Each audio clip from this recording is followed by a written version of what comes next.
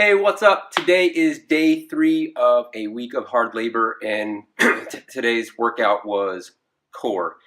And the way that this workout is structured, there's basically 4 sets of exercises, or 4 supersets.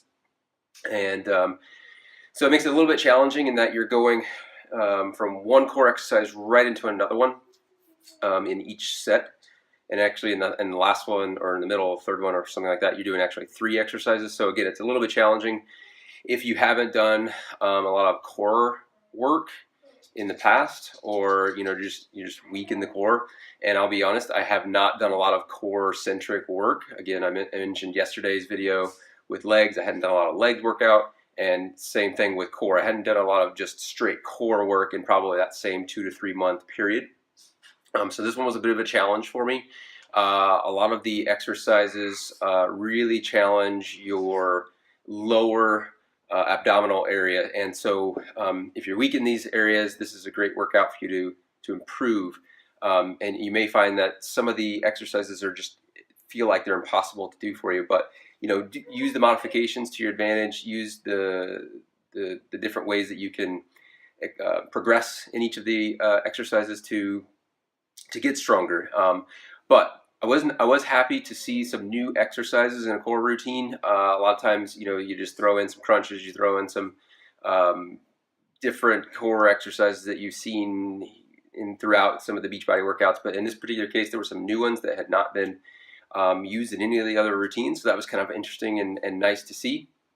The one thing that you will have with respect to equipment needs is you'll need a pull-up bar if you plan to do the hanging leg raises, or there is a modification for that if you don't have it.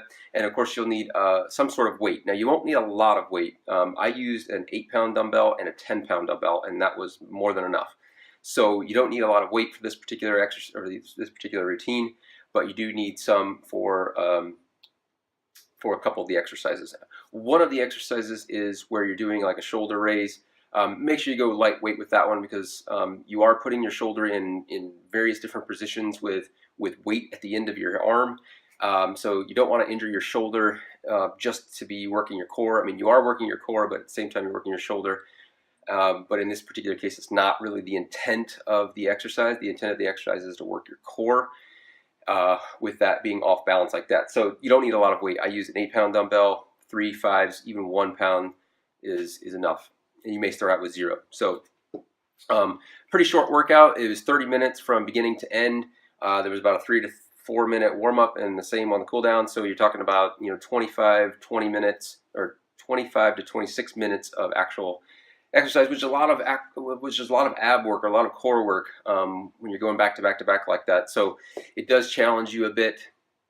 And as you can see from some of the exercises that I'm showing you here, they are new, and so if you haven't done them, you may want to try them before you get to the routine. That way, you're not falling behind in the different pace of the workout and the sequence of events as the workout continues. So, again, nice to see new exercises in a core workout, but I felt like I hadn't really done a lot of core work, so this one was challenging for me.